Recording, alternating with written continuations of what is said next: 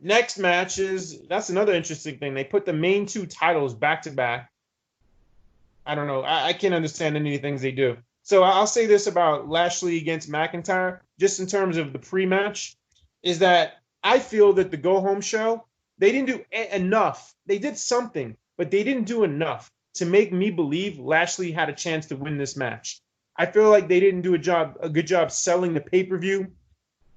When you go off Monday Night Raw with your final image being Nia Jax, that doesn't sell pay-per-views. Your final No. image should have been Orton, Edge, Lashley, or McIntyre. I even suggested that should have been your tag team match back in the '90s. Back all these eras, you get your top four people in a main event and a tag, and you sell pay-per-views. It's like they forgot how to do that.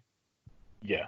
But you also see this thing is, as far as tag teams go, Vince McMahon hates tag teams in the sense that he doesn't care for dedicated tag teams unless he can find one of them as a star, break them up, have them feud, and then the winner of that particular feud ends up having another singles career.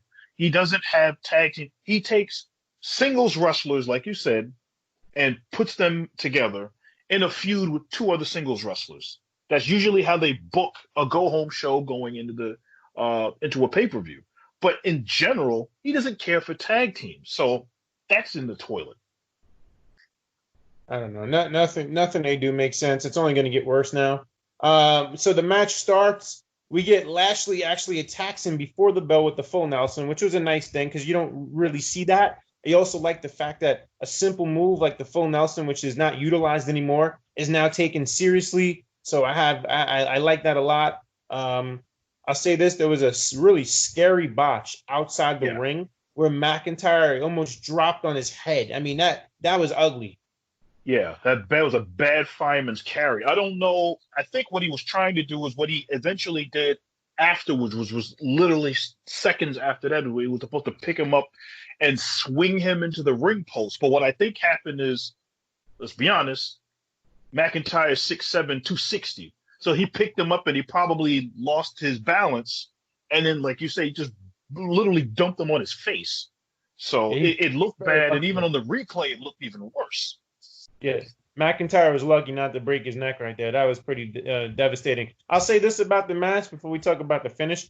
I thought the match was better than I anticipated. And I think as they built the match up, unlike with the go home show and any match or segments before the go home show, that during this match, you actually started to believe that Lashley could win the way they built the match. Now, the match Yes. was sloppy, but it was better than I thought it would be.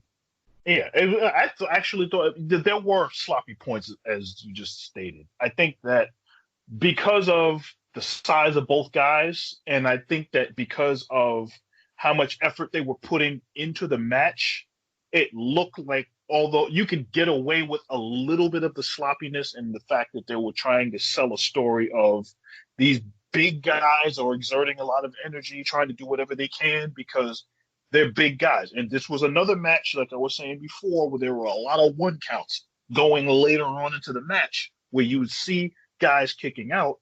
I'm like, why is he kicking out at one? It's like a move that you do should not lead to a one count. And there was a spot where there was a spot where there was a tombstone pile driver that was attempted by McIntyre, Okay. and Right. then Okay. it got reversed into an ankle lock by Yes. Lashley, Yes. which was a really good spot. That's Nice. what Yeah. made, like you said, it added to the believability of the match because we know that Bobby Lashley is an MMA fighter and he has great submission maneuvering in the MMA fight world, and he able to bring a lot of that into the match. That actually looked really good. Yeah. If I can piggyback off that thought, however, and conversely, and something has been my pet peeve since I became an MMA fan, unless you are an MMA fighter or have that background and knowledge in terms of being in a cage like Lashley has been, it really bothered me so much when they're against the ropes and McIntyre puts Lashley into a Kimura. I wanted to scream at the TV at this moment.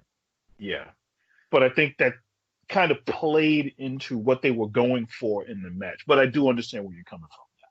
Yeah, no, it's been an issue forever. I mean, look, I talked about that Thatcher Riddle match on NXT. It ended up being less MMA, which I was happy with. But other circumstances, you get too much MMA with guys. I mean, you're being realistic here. Like, not to go off on a tangent here, but I mean, even The Undertaker, when he was doing the triangle choke back 15 years ago, that bothered me. Like, if you want to get into an MMA cage once, like CM Punk did a couple times, look, at least you get some credibility MMA community.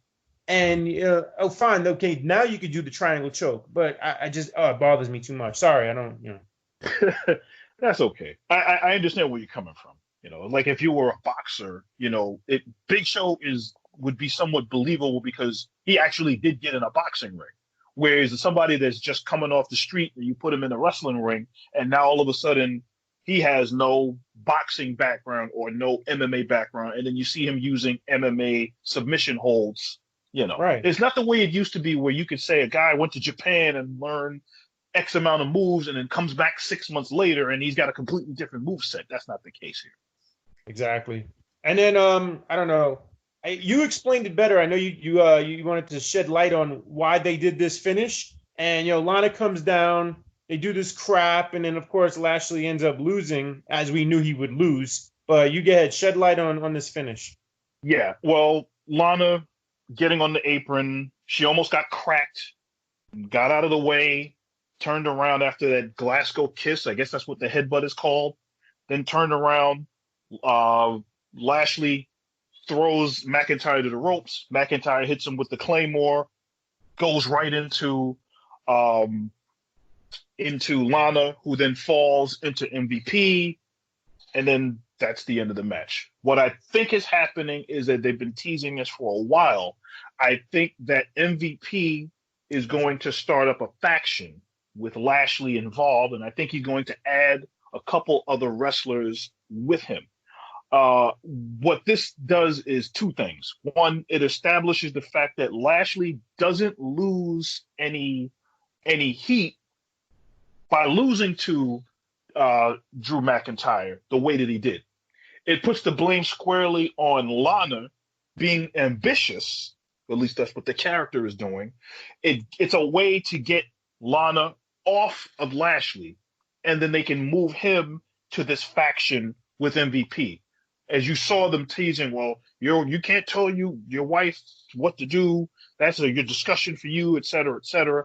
And it would seemingly work in that way. And I would not be surprised if on Raw we end up seeing the breakup being final or whatever is the case. Because what I thought was going to happen was I actually thought that Lashley, because of McMahon and his whole changing of everything, I actually thought Lashley was going to win the belt. Oh, I wow. thought he was going to hold on to the belt. And I thought that they were going to build this towards some sort of match between him and Brock Lesnar. That's what I was looking at.